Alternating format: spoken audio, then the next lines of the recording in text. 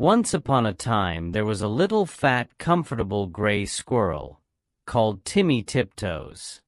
He had a nest thatched with leaves in the top of a tall tree, and he had a little squirrel wife called Goody.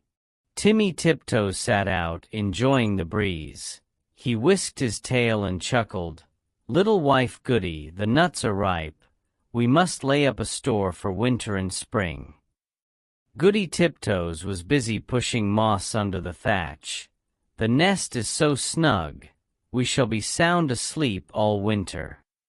Then we shall wake up all the thinner, when there is nothing to eat in springtime," replied prudent Timothy.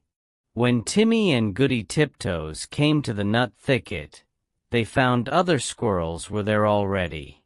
Timmy took off his jacket and hung it on a twig. They worked away quietly by themselves. Every day they made several journeys and picked quantities of nuts. They carried them away in bags, and stored them in several hollow stumps near the tree where they had built their nest. When these stumps were full, they began to empty the bags into a hole high up a tree that had belonged to a woodpecker. The nuts rattled down, down, down inside.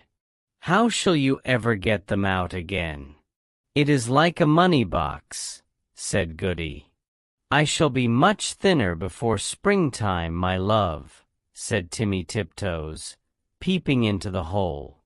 They did collect quantities, because they did not lose them. Squirrels who bury their nuts in the ground lose more than half, because they cannot remember the place. The most forgetful squirrel in the wood was called Silvertail. He began to dig, and he could not remember. And then he dug again and found some nuts that did not belong to him, and there was a fight. And other squirrels began to dig. The whole wood was in commotion. Unfortunately, just at this time a flock of little birds flew by, from bush to bush, searching for green caterpillars and spiders. There were several sorts of little birds, twittering different songs. The first one sang, "Who's been digging up my nuts? Who's been digging up my nuts?" And another sang, "Little bit of bread and no cheese. Little bit of bread and no cheese." The squirrels followed and listened. The first little bird flew into the bush where Timmy and Goody Tiptoes were quietly tying up their bags, and it sang, "Who's been digging up my nuts? Who's been digging up my nuts?" Timmy Tiptoes went on with his work without replying. Indeed, the little bird did not expect an answer. It was only singing its natural song, and it meant nothing at all. But when the other squirrels heard that song, they rushed upon Timmy Tiptoes and cuffed and scratched him, and upset his bag of nuts. The innocent little bird which had caused all the mischief flew away in a fright. Timmy rolled over and over, and then turned tail and fled towards his nest, followed by a crowd of squirrels shouting, "Who's been digging up my nuts?" They caught him and dragged him up the very same tree, where there was the little round hole, and they pushed him in. The hole was much too small for Timmy Tiptoes' figure. They squeezed him dreadfully. It was a wonder they did not break his ribs.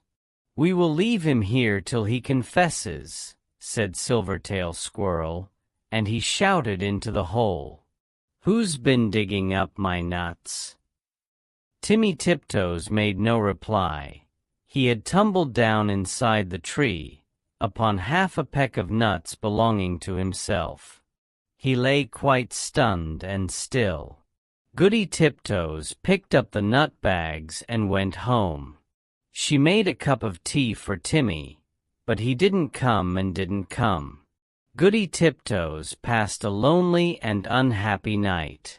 Next morning she ventured back to the nut bushes to look for him, but the other unkind squirrels drove her away. She wandered all over the wood, calling, Timmy Tiptoes. Timmy Tiptoes. Oh, where is Timmy Tiptoes? In the meantime, Timmy Tiptoes came to his senses. He found himself tucked up in a little moss bed, very much in the dark, feeling sore. It seemed to be underground. Timmy coughed and groaned, because his ribs hurted him. There was a chirpy noise, and a small striped chipmunk appeared with a night light, and hoped he felt better. It was most kind to Timmy Tiptoes. It lent him its nightcap, and the house was full of provisions. The chipmunk explained that it had rained nuts through the top of the tree. Besides, I found a few buried. It laughed and chuckled when it heard Timmy's story. While Timmy was confined to bed, it ticed him to eat quantities. But how shall I ever get out through that hole unless I thin myself? My wife will be anxious. Just another nut, or 2 nuts. Let me crack them for you, said the chipmunk. Timmy Tiptoes grew fatter and fatter. Now Goody Tiptoes had set to work again by herself. She did not put any more nuts into the woodpecker's hole, because she had always doubted how they could be got out again. She hid them under a tree root. They rattled down, down, down. Once when Goody emptied an extra big bagful, there was a decided squeak, and next time Goody brought another bagful, a little striped chipmunk scrambled out in a hurry. It is getting perfectly full up downstairs.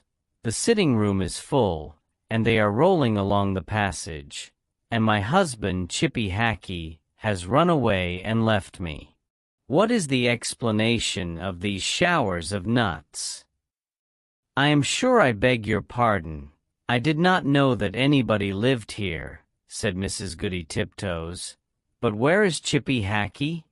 My husband, Timmy Tiptoes, has run away too. I know where Chippy is. A little bird told me, said Mrs. Chippy Hackee. She led the way to the woodpecker's tree, and they listened at the hole. Down below there was a noise of nut crackers, and a fat squirrel voice and a thin squirrel voice were singing together. My little old man and I fell out. How shall we bring this matter about? Bring it about as well as you can. And get you gone, you little old man.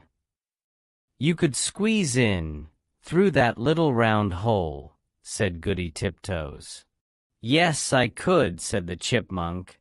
But my husband, Chippy Hackee, bites. Down below there was a noise of cracking nuts and nibbling, and then the fat squirrel voice and the thin squirrel voice sang. For the diddlum day. Day diddle dum dee. Day diddle diddle dum day. Then Goody peeped in at the hole and called down, Timmy Tiptoes. Oh fie, Timmy Tiptoes. And Timmy replied, Is that you, Goody Tiptoes? Why, certainly. He came up and kissed Goody through the hole, but he was so fat that he could not get out. Chippy Hackee was not too fat, but he did not want to come. He stayed down below and chuckled.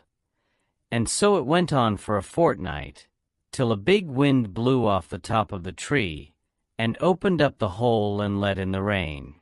Then Timmy Tiptoes came out, and went home with an umbrella. But Chippy Hackee continued to camp out for another week, although it was uncomfortable. At last a large bear came walking through the wood. Perhaps he also was looking for nuts. He seemed to be sniffing around. Chippy Hackee went home in a hurry. And when Chippy Hackee got home, he found he had caught a cold in his head, and he was more uncomfortable still. And now Timmy and Goody Tiptoes keep their nut store fastened up with a little padlock. And whenever that little bird sees the chipmunks, he sings, Who's been digging up my nuts? Who's been digging up my nuts? but nobody ever answers.